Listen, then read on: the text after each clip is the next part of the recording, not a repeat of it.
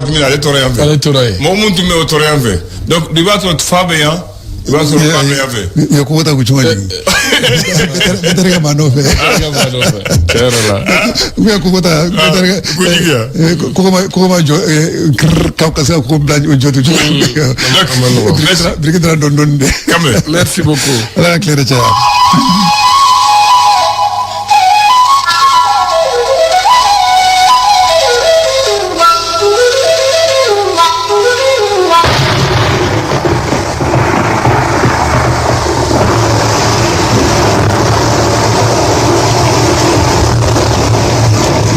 بسم الله الرحمن الرحيم الحمد لله رب العالمين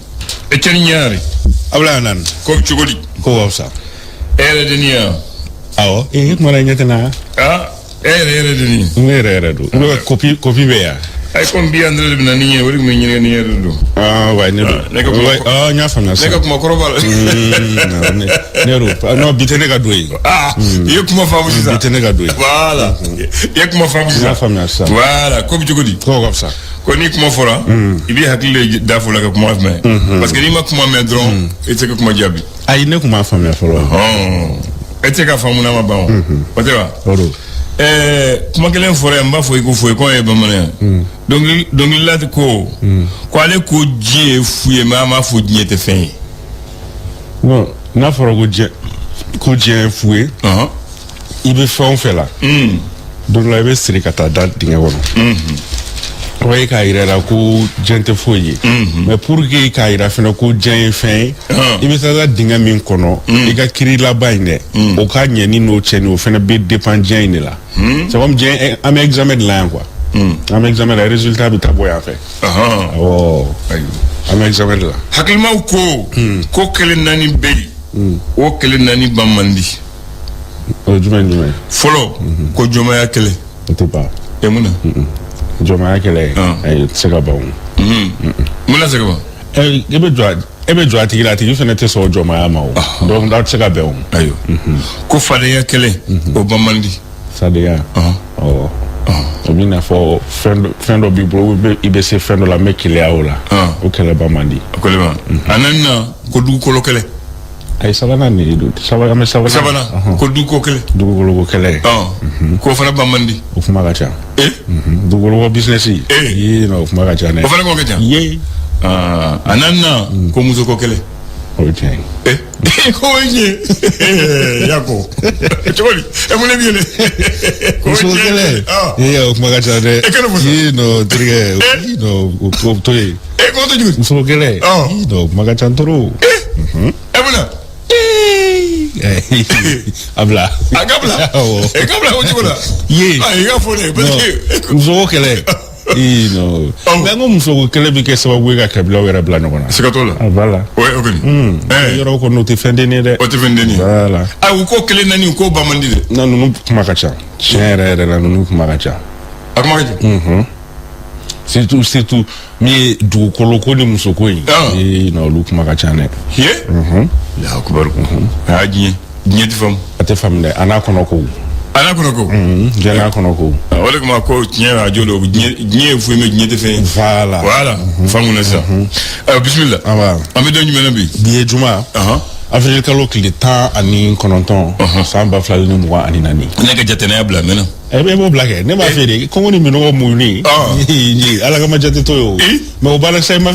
bien Afrique kalo kile do le bien ele se ko fo mena ya bla de voilà parce que kongo ni mino mu ni o bana o jagwa iwo bla o d'accord bismillah gafa beya angata le sor la we faso ka fasili ale musabe e sor ale kuma na feminga jeni ale ni mopti marala ko anga findi la ka wuli ka joko ni kera sababu ni ka dankarke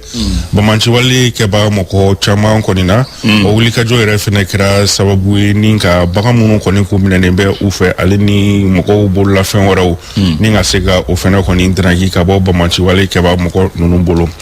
kiriko ka bunon ko ka mi kuro d'assise ale ka session folo ya yera ka fo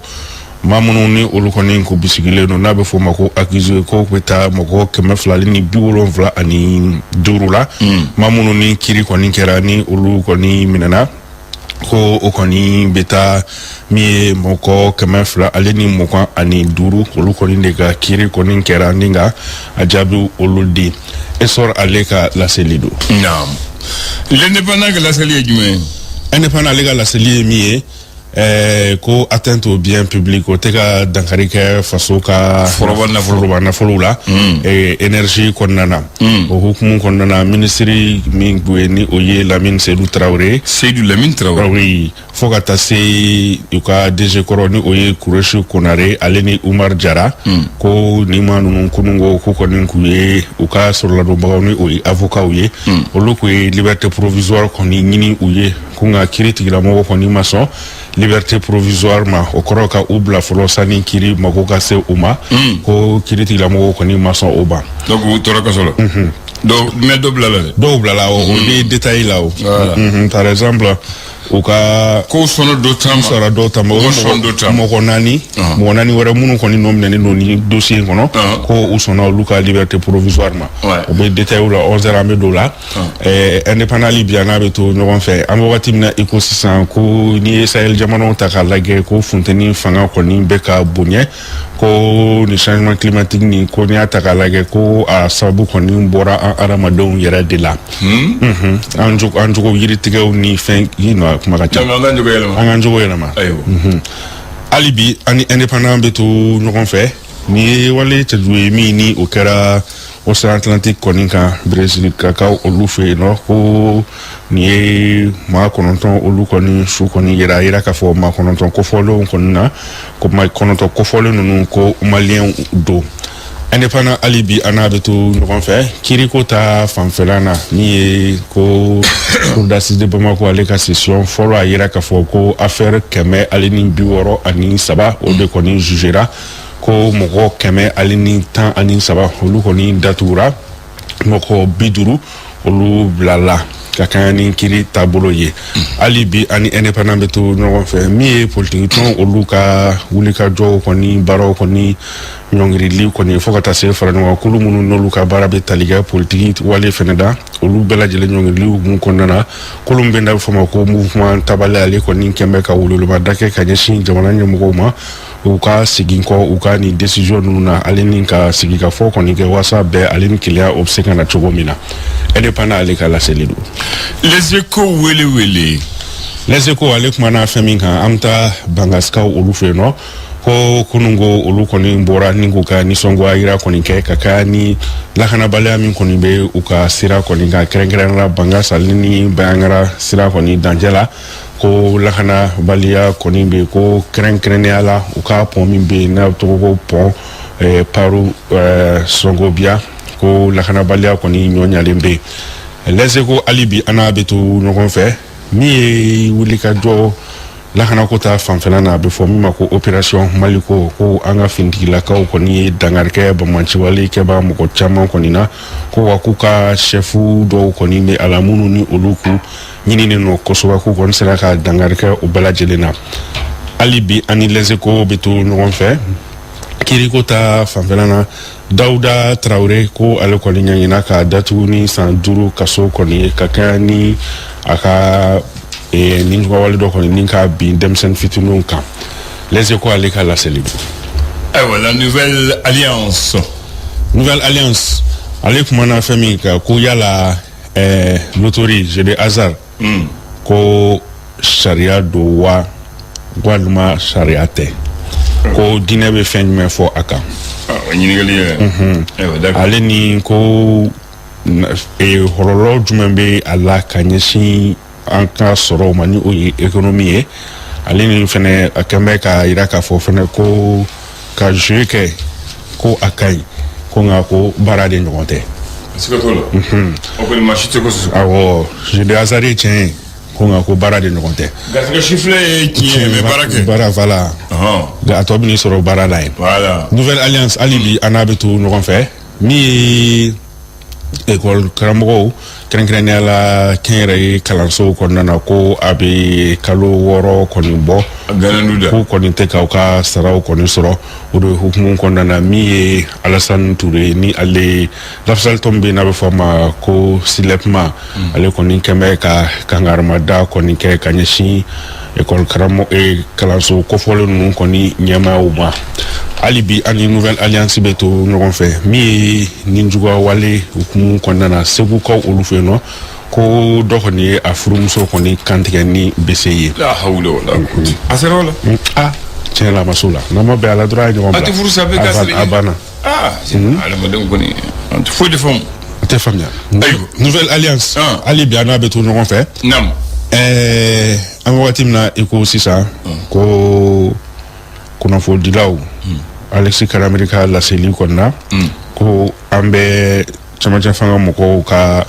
viseur la dɛ o kɔrɔ k'u kɛmɛ ka jateminɛ ta ka ɲɛsin an b'u ka dungare la bala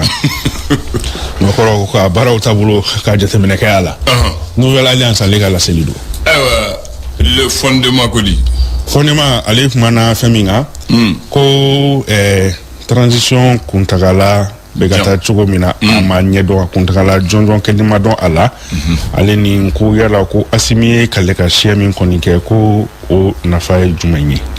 ɲininkali tɛ mun bɛ a ka taa ɲininka ale yɛrɛ ka yɛlɛ ka taa ɲininka le fondement hali bi a n'a bɛ to ɲɔgɔn fɛ min ye ko dialogue intermalien ko yala ale kɔni baaraw bɛna taa sira kelen kɔni fɛ wa ni o ye taabolo kelen ye a bɛ fɔ min ma ko monologue jamana kelen kutila kelen ŋaniya kelen a kan kɛ wo jamana kelen kutila kelen ŋaniya kelen kan kɛ wo un peuple n bɛ tunu fɔ a ka ɲi ka ko ye n'a kɔni kɛra o ye a bɛ ɲɛ siga foyi t'a la Aujourd'hui Mali ale kumana fɛn min kan o de ye ko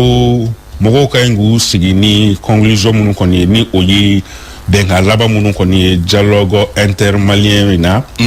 ko o ye transition ale kuntagala ka dɔ fara a kan walima ko ka Assimi ka kɛ cɛbɔ ye jamana ɲɛmaa kalata la ale ni fɛnɛ ko ka dɔ bɔ politiki tɔw o la bamanankan na a b'a fɔ ma bisiki comment ma kɛ bisiki fala a ma kɛ quoi n'a kɛra don min na b'o fɔ an k'an sigi ni o ye c'est conclusion attendue ayiwa très bien hali bi ani aujourd'hui Mali bɛ to ɲɔgɔn fɛ min ye énergie DG kɔrɔ kɔni ni o ye Kureshi Konare ye k'ale bɛ affaire wɛrɛ cɛmancɛ la dɛ min ni dɔ in tɛ kelen an da to kuma na an k'o to kiiritigila mɔgɔw bolo u b'u yɛrɛ aujourd'hui Mali hali bi n'a bɛ to ɲɔgɔn fɛ ko Mali ale kɔni kɛn bɛ drogue tɛmɛsira kɔni kɛrɛnkɛrɛnnenya la cocaïne awɔ ko a musaka yɛrɛ bɛ ti jɔ CFA miliyari 90 na ko drogue kofɔlen ninnu kɔni minɛna Sénégalkaw olu fɛ yen duguma sira fɛ aujourd'hui Mali ale ka laseli don avion yɛrɛ ma jigin yan avion kuturu ma jigin yan awɔ o tɛ b'a la o tɛ b'a la mɛnɛ i ko dialogue intermalien o kɔrɔ di ko bamananw ko siga kuma ye damu ye o tɛ wa ko n'an sigira kuma na an bɛ ɲɔgɔn faamu mais ne ye mun ye ni tile fila la télé la o ye hakili ɲuman ye kɔni mais a man ka dan o de ma parce que président n'a ka mɔgɔw u taara président kɔrɔ mun ni la u taara u fɛ kelen kelen ka taa u hakilina ɲininka parce que u ye jamana mara ka ban gundo dɔ b'u bolo o tɛ wa président mun tɛ ni la ni waati na mun furumuso bɛ ni la u y'u bɛɛ sɛgɛrɛ fana parce que ni président n'i y'a mɛn président muso b'a la dɛ parce que ne hakili b'a la lobol a tulo bɛ na an deli ka taa fɛn dɔ de la ɲɛnajɛ dɔ la lobol tun ye marraine ye jelimuso wulila ko lobo ye waso sa wuli k'i waso ko mɔgɔw ko cogo da ko jamana b'i cɛ bolo e de b'i cɛ mara donc jamana b'e de bolo i waso cɛ a jelimuso kumana jelimuso kumana non jelimuso kumana a ko ten ko i cɛ jamana b'a bolo a bɛ jamana mara e de b'i cɛ mara donc jamana b'e de bolo a baara b'a la ko i waso a ka waso ne ma ɲinɛ o kɔ hali bi ayi non jelimuso a kuma tɛ a kumana dɛ a kumana cogo di a ye kumaba de fɔ donc président mun tɛ ni la bi u taara o muso nɔfɛ k'a lajɛ ko k'u ɲininka après sisan ne ko a ma ban yan dɛ mɔgɔw b'a dɔw fana bɛ u ka t'o fana ɲini kan ka taa fo Kidal a bɛɛ ɲini mɔgɔ baw bɛ yen il n'est pas dit ko président dɔrɔn sinon mɔgɔ baw bɛ yen président yɛrɛ fana bɛ taa conseil ɲini olu fɛ donc u kana ɲinɛ o mɔgɔw kɔ donc n'u ma ɲinɛ o mɔgɔw kɔ ali Bamanci kulu olu ka kɛrɛfɛ mɔgɔw u ka taa u ɲini k'u fara u kan parce que kulu ɲɛma b'a la mais n'i y'a mɛn ɲɛma kɔmaw donc u ka kɔmaw u k'u ɲini k'o fara jama kan n'i y'o bɛɛ sɔrɔ ka fara ɲɔgɔn kɛ parce que mɔgɔw ma fɛn faamu ko dialogue bɛɛ hali n'a fɔra bɛɛ tɛ kuma dɛ hali bɛɛ nana bɛɛ tɛ kuma fo mɔgɔw k'o faamu kulu bɛɛ ka représentant de bɛ taa ayi hali représentant bɛɛ bɛna bɛɛ tɛ kuma ayi bɛɛ tɛ se ka kuma dɔw b'a fɔ u y'a fɔ ka ban ne tun b'a fɛ kuma karisa y'a fɔ bɛɛ tɛ se ka kuma o tɛ yan et puis n'a fɔ jamanadenw an ye miliyɔn 22 de ye a ye lajɛ miliyɔn 22 bɛ se ka ɲɔgɔn ye yan parce que assemblée joli de b'a la député joli de bɛ assemblée la député 447 ani 7 o 447 olu tɛ kuma maliyɛn bɛɛ tɔgɔ la est ce que bɛɛ bɛ na mais n'u ye mun fɔ ko maliyɛn de ko ten o de don a bɛ kɛ ten maire bi segin ni saba de bɛ yen 803 olu de bɛ kuma mara yɔrɔ tɔgɔ la maire kelen bɛ kuma a ka sigida bɛɛ tɔgɔ la est ce que bɛɛ nana bɛɛ ma na voilà fo mɔgɔw ka faamu donc n'a fɔra bɛɛ tɛ se ka na o ye kelen ye ni bɛɛ nana fana bɛɛ tɛ se ka kuma voilà hali du b'a la n'aw ko an ka kuma n'u kumana ne Seku kumana ne ye kuma n'a Abu kumana ko Abulaye ko o y'a fɔ ka ban a ka ɲi an b'o de fɔ pour que k'i ka kuma in sɔn ji la assise fɔlɔ min kɛra k'an to CICB la ne bɔtɔ k'an moto ta parking kɔnɔ ne bɛ jeune dɔ la ko fɔ ale k'a don ko parce que k'a fɔra ko assise nationale ko bɛɛ ka kuma ne ko n terikɛ bɛɛ tɛ se ka kuma yan sa bɛɛ kuma yan cogo di bɛɛ tɛ se ka kuma et puis a kunna jɛra o y'a sɔrɔ Asimi ma na sinon Asimi ka gardiw k'u bɛrɛ n'a k'u bɛ juguya ma dɛ maintenant n b'a kuncɛ ni mun ye k'a f'u ye ni assise u kana kɛ maa ko ye u ka kɛ jamana ko de jamana ɲɛsigi décision mun bɛ k'a la parce que bi ta tɛ dɛ sini kɛnɛ anw den olu den n'u mɔdɛnna tulo sama parce que an bɛ décision ta a bɛ taa wuli bi o kan donc u kana ɲinɛ o de kɔ faut pas qu'ils perdent de vue l'objectif du dialogue. Le dialogue n'est pas fait pour un régime, ce n'est pas fait pour une personne. C'est fait pour le Mali et les Maliens. Donc vous connaissez Ninoko. Alassane Souleymane, Nit Lebena, Salif Sanogo, Banjuk Dante. Ça, c'est mes conseils pour vous. Voilà, parce qu'ils sont chargés de communication dans le dialogue national. Comment avez-vous souma? Absolument. Et je ne vais pas. Mon job to for ça. Ah bon, d'accord. Ne m'a sabra. Salif Sanogo, ancien directeur de l'ORTM. Alassane Souleymane, grand communicant, et Banjuk Dante, président de la maison de la presse. Il y a d'autres, mais comme ils sont les plus connus, donc, et qui gèrent aussi la communication, j'espère qu'ils ont entendu mon message et mon cri de cœur. Et je parle au nom des Maliens lambda. Voilà. Après ce que je connais, je donne l'espace et le temps. Merci Abdoulaye. 9h à Sikasso. Bienvenue dans ces flashs d'information. La situation est tendue à Bankas. Les jeunes de cette localité au centre du pays manifestent leur mécontentement face à l'insécurité, d'où le blocage de la route nationale 15 afin d'alerter les autorités. Lancement officiel du projet Sigida Sania. La cérémonie a eu lieu hier en présence des autorités locales de la commune 5 du district de Bamako. Le renforcement de la coordination pour l'accès, améliorer les populations vulnérables aux services d'hygiène et d'assainissement et leur participation à l'action publique. C'est l'objectif de ce nouveau projet piloté par l'association malienne des villages d'enfants SOS. La journée internationale des monuments et des sites, également connue sous le nom de la journée du patrimoine mondial, est célébrée le 18 avril de chaque année à travers le monde. L'école supérieure de journalisme et des sciences de la communication a organisé hier une conférence débat dans le cadre de la commémoration de cette journée. Le Mali, à l'instar des 194 pays membres de l'OMS, a célébré hier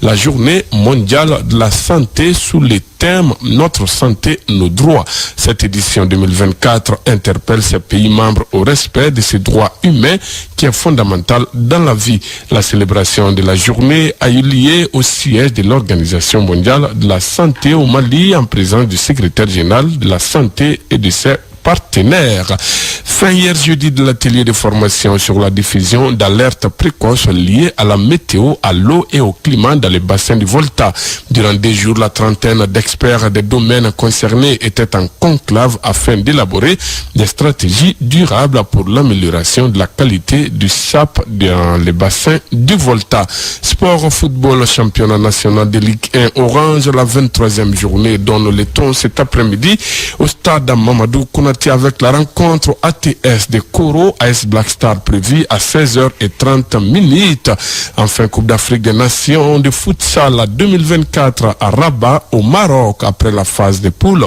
Place aux demi-finales cet après-midi. À suivre Égypte-Angola à 17h et Maroc-Libye, coup d'envoi 20h. À noter que les 3 premiers de cette 7e édition de la CAN de futsal joueront la Coupe du Monde qui se déroule en Ouzbékistan du 14 septembre au 6 octobre prochain. Voilà, c'est tout pour ces flashs d'informations présentés par Sekou Kone. Mise en onde, Abdoulaye Andan. Dité, merci à vous de l'avoir suivi. Merci à toi de la présenter tout à l'heure. Le micro sera avec les chroniqueurs qu'on appelle tout simplement Djuma Koutouba. La technique va changer de main. Oui. Les mains magiques d'Abdoulaye Andan, on va donner au doigt technique d'Abou Touré. Abou Tchété. Oui. Pourquoi pas doigt magique? Non, c'est le doigt technique. Technique, hein. Voilà. Donc pour toi, c'est doigt magique. Magique. Merci Sacré Andan. Merci beaucoup.